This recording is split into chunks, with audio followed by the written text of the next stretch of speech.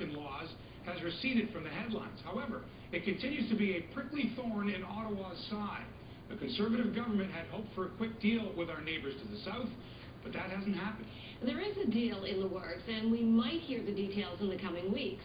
What worries some people, though, is the fear that the pact may actually prevent Canadian provincial and municipal governments from preferring local goods or suppliers and from using government purchasing as a policy tool, while leaving Buy American policies in place.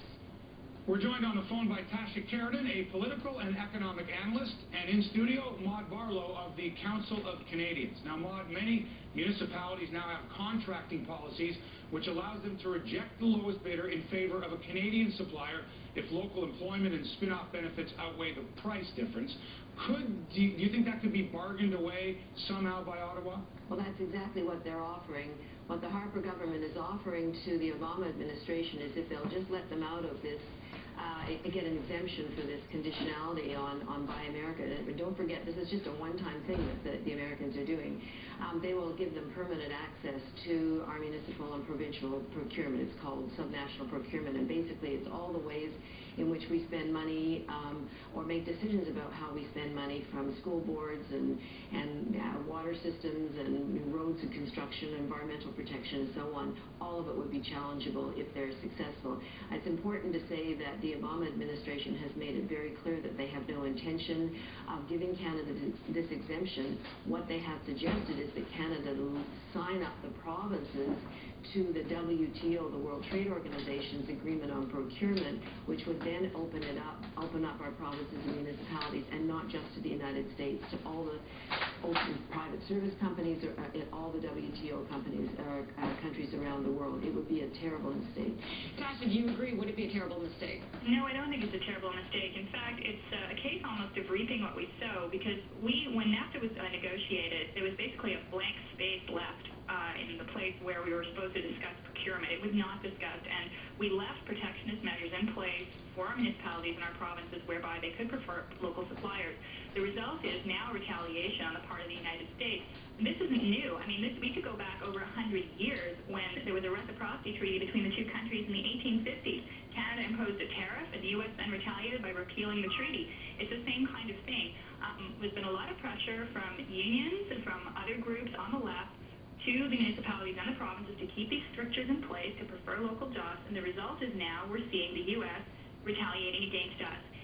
What there should be free trade for all, and yes, we should open it up. Why should Bombardier be able to sell its transit cars to other countries, to France, to Argentina, to wherever, and we not be able to purchase from other countries, they not be able to sell to us?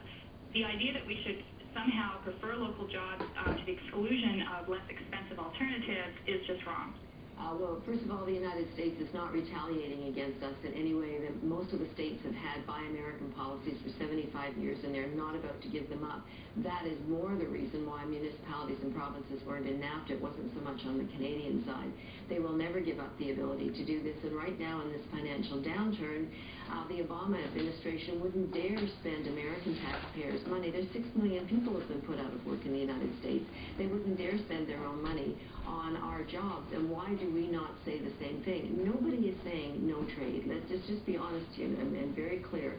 What we're saying is we don't need trade agreements that would prevent local governments, but just the one here in Ontario, from saying we're going to put money into alternative energy programs, and what we want to do is not only find those alternative energy programs, cut down our greenhouse gas emissions, but we also want to create jobs here in Ontario. How can that be wrong? Why are we not caring and looking after our own local food production, local environmental standards, local standards on setting up local jobs? What we're talking about here is opening up our local service contracts, and this is going to include healthcare, hospitals, universities. Oh, here we go. This is the same argument. All due respect around the free trade agreement. We heard a lot from the Canadians then as well, and none of it has come to pass. Our hospitals are still public. We still have our own education system. We have actually lower environmental standards in many respects than the United States does, ironically.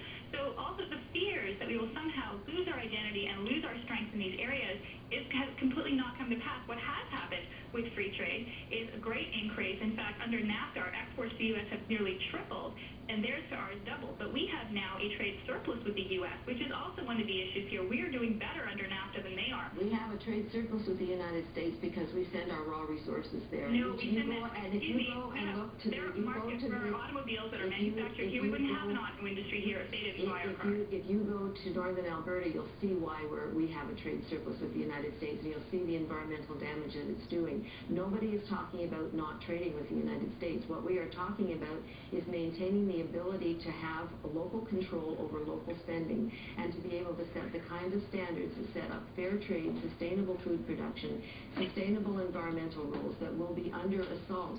The United States local is not always better. And local spending, yes, local spending, if it's cheaper to buy something made somewhere else, why should you prefer simply the local supplier? Because you're not going to have anybody who's going to have enough money to buy anything, and you're going to be depending on crappy goods from China for the rest of our lives. We've got to be going to quality, and we've got to be reducing our greenhouse. With any country because their stuff Not is at all. crappy. I'm saying we should be able to maintain our own environmental and product standards and food safety standards in our communities. It's a democratic fundamental. Food safety standards aren't set at the municipal level. It's ridiculous. They're set nationally, and that's not on the table here. What they are saying is that we should have the same standards in both countries. Now, I agree if the Americans are being protectionist, it's very difficult for us to say we should not be, but at the same time, they will not remove their barriers. And I will say, it's not that all these municipalities in the U.S. have had these standards for 70 years. The cases now of retaliation against Canada, pipes being ripped up in Sacramento when they were made by a company in Cambridge, Ontario, pipes at a marine base in California ripped up because they were stamped made in Canada. These kinds of things you were not hearing about before. That company in Cambridge was interviewed recently, and they said they've dealt with the U.S. for almost 70 years in their case as well. They're a very old company. Never happened before. This is the reality of a world with a financial downturn. People are going to ask their governments to make sure that the quality of jobs stays local. We saw that in the 1960s with the food tariff in the U.S., the reaction to the Depression. It destroyed their economy for 6 years. Their unemployment shot up by 20% in the first year. It took 6 years longer to recover. Sorry to cut you off here, Tasha and Maude. The great debate returns to the 5:30. Terrific. We really enjoyed it. Thank you, Tasha Kheiriddin and Maude Barlow, for an excellent argument on both sides. Appreciate your time. Thank you.